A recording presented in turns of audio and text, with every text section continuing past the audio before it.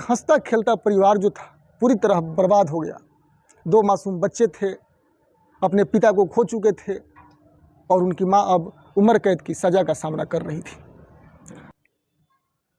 दोस्तों 28 मार्च 2026 की सुबह उत्तर प्रदेश के मेरठ ज़िले के इचौली थाना क्षेत्र के गांव धनपुर में सब कुछ बिल्कुल सामान्य नज़र आ रहा था, लेकिन इस सन्नाटे के पीछे एक ऐसा राज छिपा था जो पूरे इलाकों को हिला देने वाला था।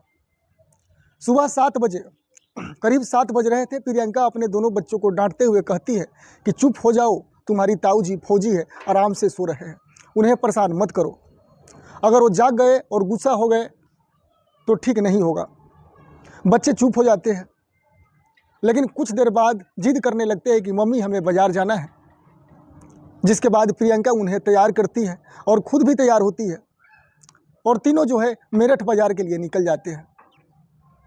बाज़ार में ख़रीदारी और काम निपटाते निपटाते दोपहर के करीब 2 बजे का वक्त हो जाता है। जब वो वापस घर लौटते हैं, घर वैसे ही शांत पड़ा होता है जैसा सुबह छोड़कर गए थे। ना कोई हलचल, ना कोई आवाज़। तभी प्रियंका अपने बेटे दक्ष से कहती है, बेटा जाओ अपने ताऊ जी को जगा दो, इतना देर तक वो कभी नहीं सोते।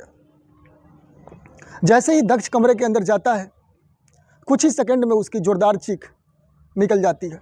वह भागते हुए बाहर आता है और घबराकर अपने मम्मी से कहता है कि मम्मी, ताऊ जी के शरीर पर जो है ब्लड लगा हुआ हो, वो हिल नहीं रहे हैं। यह सुनते ही प्रियंका भी आकर दौड़ती है और जो दृश्य वह देखती है उसे देखकर उसके पैरों से तले ज़मीन खिसक जाती है। फौजी नैन सिंह चरपाई पर खून से लथपथ पड़े होते हैं। सिर में गोली मारी जा चुकी थी और वह मौके पर दम भी तोड़ चुके थे। प्रियंका ज़ोर ज़ोर से चीखने लगती है। आसपास के लोग दौड़कर आते हैं और देखते ही देखते भीड़ जमा हो जाती है और खबर जो है आग की तरह पूरे इलाके में फैल जाती है और तुरंत 112 नंबर पर फ़ोन किया जाता है। पुलिस मौके पर पहुंचती है और जांच शुरू होती है। तभी पोस्टमार्टम रिपोर्ट से जो सच सामने आता है दोस्तों, वह और भी ज़्यादा चौंकाने वाला था। रिपोर्ट में बताती है कि मौत करीब 12 से 13 घंटा पहले हो चुकी थी। यानी हत्या जो हुई थी रात के करीब 1 बजे से लेकर के 1:30 बजे के बीच की गई थी। इसका मतलब साफ था दोस्तों कि जब हत्या हुई उस समय घर में प्रियंका मौजूद थी, लेकिन उसके कुछ पता नहीं चला या फिर वह कुछ छुपा रही थी। पुलिस को शक सबसे पहले आसपास के घर के पड़ोसियों पर जाता है, क्योंकि मृतक के पिता गरीब दास बताते हैं कि 1996 से ज़मीन को लेकर महेश नाम के पड़ोसी से दुश्मनी चली आ रही थी। हाल ही में होली पर भी उनसे झगड़ा हुआ था और जान से मारने की धमकी भी दी गई थी। पुलिस महेश और उसके तीनों बेटों को अपने अंदर हिरासत में लेकर कड़ी से पूछताछ करती है, लेकिन उस तीनों से पूछताछ करने के बाद कोई ठोस सबूत नहीं मिलता है। मामला जो है और उलझता चला जाता है। इसके बाद प्रियंका पुलिस से पूछताछ करती है। प्रियंका बताती है कि करीब 1 बजे उसे एक तेज़ आवाज़ सुनाई दी थी, जैसे कोई भारी चीज़ गिरने या बंद होने की आवाज़ हो, लेकिन उसने इसे नज़रअंदाज कर दिया और फिर सो गई। पुलिस आसपास के लोगों से पूछताछ करती है।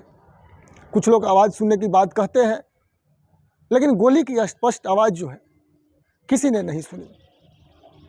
अब शक का दायरा घर के अंदर तक पहुंच गई, क्योंकि दोस्तों गोली की आवाज़ किसी ने सुना ही नहीं। इसी बीच पुलिस की नज़र जाती है नैन सिंह की पत्नी कोमल पर, जो पिछले 2 साल से अपने मायके में रह रही थी।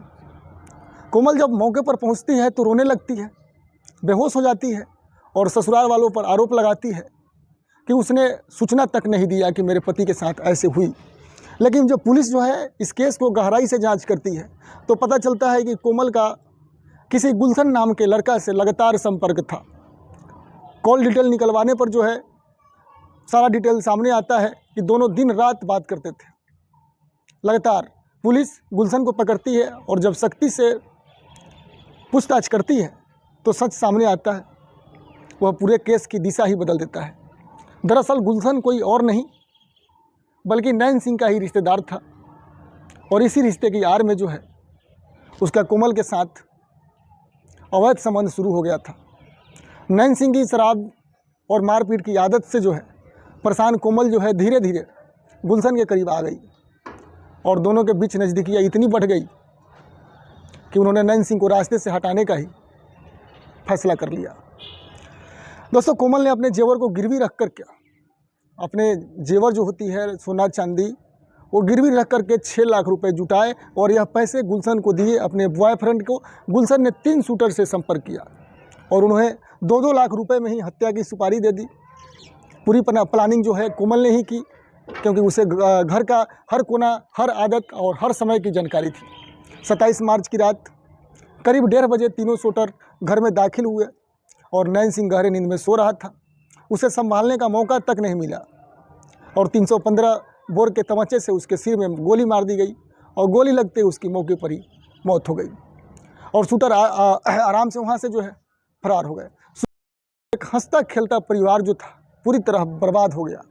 2 मासूम बच्चे थे, अपने पिता को खो चुके थे और उनकी माँ अब उम्र कैद की सज़ा का सामना कर रही थी।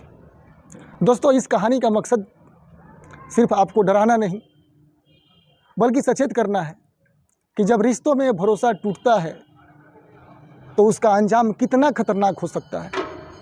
दोस्तों, अगर आपको यह सच्ची घटना समझ में आ गई हो तो वीडियो को हमारे लाइक ज़रूर कीजिएगा और चैनल को आप लोग सब्सक्राइब जरूर कीजिएगा। और दोस्तों, ऐसे ही सच्चे मामलों के लिए जुड़े रहे हमारे सच्ची घटना चैनल के साथ। मैं हूं अभय, आप अपना ख्याल रखें, सुरक्षित रहे।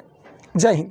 दोस्तों, जाते जाते एक और बात कहता हूं कि आप लोग कहां से वीडियो देखते हैं एक बार कमेंट में मेंशन कर दीजिएगा। मुझे बड़ी आशा होती है कि आप लोग कहां से देखते हैं, क्या इमोशन है आप लोग को, आप लोग कमेंट करके बताइएगा तो और मन करेगा कि आप लोग के साथ कंटेंट बढ़िया से बढ़िया शेयर करें। ठीक है दोस्तों, जय हिंद।